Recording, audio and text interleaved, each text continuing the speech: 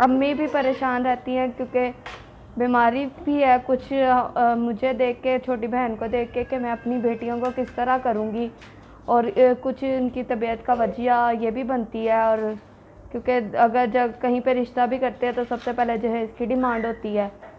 तो इसी वजह से अम्मी कुछ इस वजह से भी परेशान रहती है और दिन ब दिन उनकी तबीयत बिगड़ती जा रही है।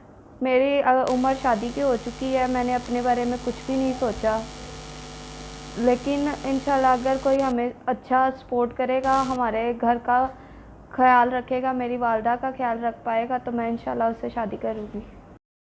अस्सलाम वालेकुम, मेरा नाम अलीना है और मैं अपने हालातों से तंग आके मीडिया पे आई हूँ और आज मैं आपसे अपनी ज़िंदगी की बहुत सी बातें शेयर करना चाहती हूँ और अपनी हालात ज़िंदगी बताना चाहती हूँ। आज से 2 साल पहले की बात है, जब हमारे वालिद ज़िंदा थे। हालात अल्हम्दुलिल्लाह बहुत ठीक थे, हमारा अच्छे तरीके से गुजारा होता था और तमाम मामलात बेहतर थे। और आज जब अब हमारे वालिद हयात नहीं है, ठीक है, आज वो दौर है कि मेरी वालदा हैं और मेरे 2 बहन भाई हैं छोटे। और मैं इतने हालात हमारे ख़राब हो गए हैं कि मैं लोगों के घरों में काम करना शुरू हो गई हूँ और वालदा मेरी हार्ट के पेशेंट हैं।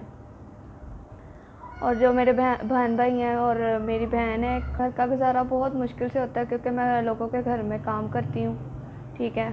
और मेरी वालदा बीमार रहती हैं और वालिद हमारे हयात नहीं हैं और बहन भाई हैं छोटे, ठीक। भाई मेरा जौन सा है वो चाय वाली दुकान पे काम करता है और रोज़ का 200 रुपया लेके आता है और मैं महीने का 10,000 सिर्फ कमाती हूँ। 10,000 में बहुत मुश्किल कराया अगर जिस दफ़ा दे देती हूँ तो फिर अम्मी की दवाइयाँ रह जाती हैं। अगर कि अम्मी की दवाइयाँ ले लेती हूँ तो फिर मुझसे किराया नहीं दे जाता। ऐसे ही मेरा 3-4 महीने का किराया भी है, बिल भी है, रहता है। तो बड़ी मुश्किल से हमारे घर का गुजारा हो रहा है। मैं लोगों के घर में काम करती हूँ, बच्चों की देखभाल करती हूँ। तो किसी टाइम तो ऐसे भी हमारे हालात आ जाते हैं कि घर में खाने के लिए भी कुछ नहीं होता, क्योंकि अगर अम्मी की दवाई ले लेती हूँ तो फिर घर हंडिया नहीं बनती है, फिर मुझे बाजी के घर से ही खाना भेजना पड़ता घर।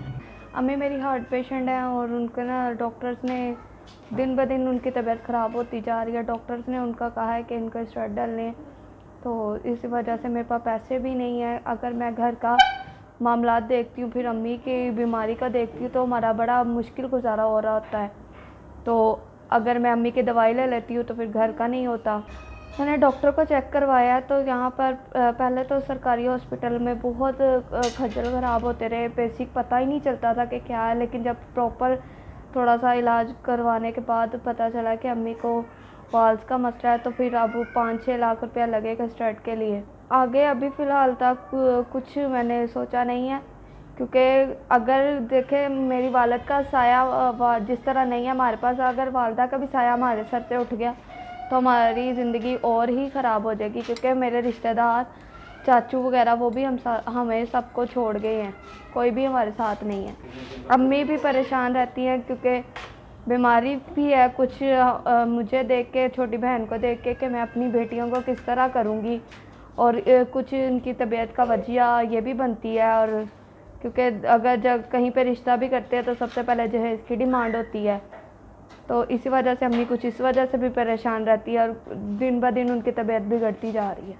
मेरी उम्र शादी की हो चुकी है, मैंने अपने बारे में कुछ भी नहीं सोचा, लेकिन इंशाल्लाह अगर कोई हमें अच्छा सपोर्ट करेगा, हमारे घर का ख्याल रखेगा, मेरी वालदा का ख्याल रख पाएगा, तो मैं इंशाल्लाह उससे शादी करूँगी।